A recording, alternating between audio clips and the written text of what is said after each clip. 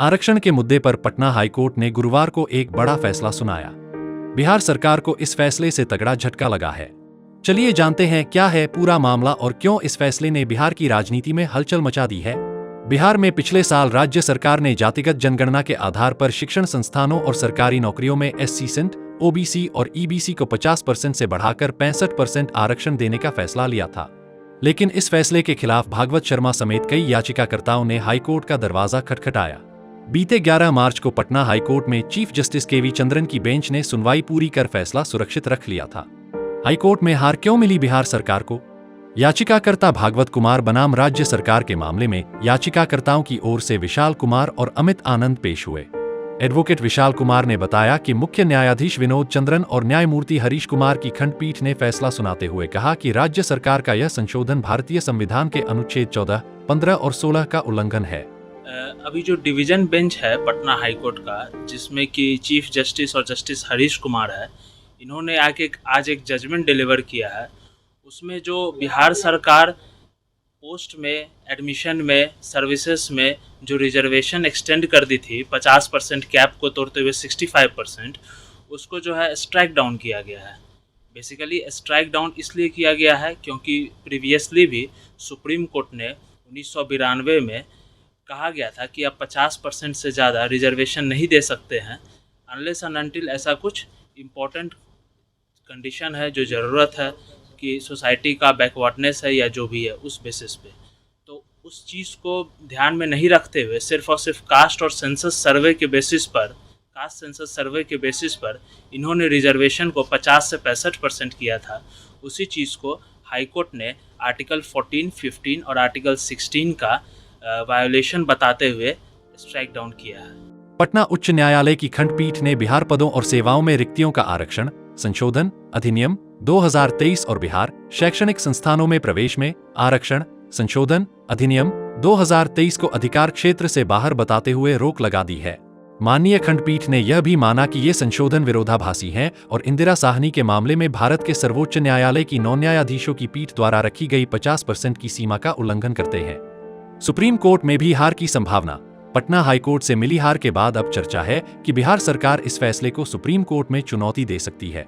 इस पर एडवोकेट विशाल कुमार का कहना है कि सुप्रीम कोर्ट में भी बिहार सरकार को हार का सामना करना पड़ेगा। सुप्रीम कोर्ट ने कई फैसलों में कहा है कि आरक्षण को 50% से ज्यादा नहीं बढ़ाया जा सकता जब तक कोई खास कारण न हो। इसके अलावा एक और चीज़ है जो मैं बताना चाहता हूँ कि ये जो रिजर्वेशन दिया गया था 50 से 65% किया गया था, वो प्रोपोर्शनल बेसिस पे किया गया है। लेकिन हमारे संविधान में प्रोपोर्शनल रिप्रेजेंटेशन का बात नहीं है। हमारे संविधान में एडिक्वेट रिप्रेजेंटेशन का बात है कि मान लिया जाए कि किसी जगह का पॉपुलेशन को अगर एडिक्वेटली रिप्रेजेंट नहीं किया जा रहा है पोस्ट में, सर्विस में या एजुकेशनल इंस्टीट्यूशन में, तो उन लोगों को रिजर्वेशन दिया जाएगा ताकि उन लोगों का रिप्रेजेंटेशन जो है एडिक्वेट वे में हो सके। लेकिन सरकार ने क्या की है, सरकार क्योंकि प्रोपोर्शन बेसिस पर, पॉपुलेशन के बेसिस पर रिजर्वेशन दी है, इसीलिए ये माननीय पटना उच्च न्यायालय ने इसको खारिज कर दिया गया है। इसलिए उन्होंने कहा कि 50 से 65% का रिजर्वेशन करना कहीं भी कॉन्स्टिट्यूशन के प्रिंसिपल्स को या प्रीवियस जजमेंट जो आया है 1992 में इंदिरा साहनी का, उसको स्टैंड नहीं करता है। इसीलिए ये गलत है। इंदिरा साहनी के मामले में भारत के सर्वोच्च न्यायालय की 9 न्यायाधीशों की पीठ द्वारा रखी गई सीमा 50% तय की गई है। इसके साथ ही भारतीय संविधान के अनुच्छेद 14, 15 और 16 के तहत मौलिक अधिकारों का उल्लंघन है। इस वजह से सुप्रीम कोर्ट इस फैसले पर कोई हस्तक्षेप नहीं करेगी।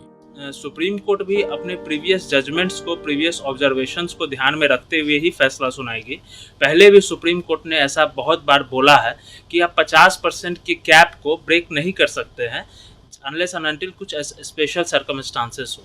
तो अभी जो पटना हाईकोर्ट ने जो जजमेंट दिया है वो काफ़ी रिजनेबल जजमेंट है। उसका बेसिस है कुछ, ऐसा नहीं है कि उन्होंने कुछ कह दिया है, वो उसका बेसिस है कुछ, उस आधार पर जजमेंट दिया गया है। इसीलिए ज़्यादा उम्मीद यही है कि सुप्रीम कोर्ट इस जजमेंट में किसी तरीके का इंटरफेरेंस नहीं करेगी। बाकी देखते हैं आगे क्या संभव है। कैसे हुआ आनन फानन में फैसला? मुख्यमंत्री नीतीश कुमार ने 7 नवंबर 2023 को विधानसभा में घोषणा करते हुए कहा कि सरकार बिहार में आरक्षण के दायरे को बढ़ाएगी। 50% से इसे 65 या उसके ऊपर ले जाएंगे। सरकार कुल आरक्षण 60% से बढ़ाकर 75% करेगी। सीएम के ऐलान के तुरंत बाद कैबिनेट की मीटिंग बुलाई गई थी और 2.5 घंटे के अंदर कैबिनेट ने इस प्रस्ताव पर मुहर लगा दी थी। इसके बाद इसे शीतकालीन सत्र के चौथे दिन 9 नवंबर को विधानमंडल के दोनों सदनों से पारित भी कर दिया गया था।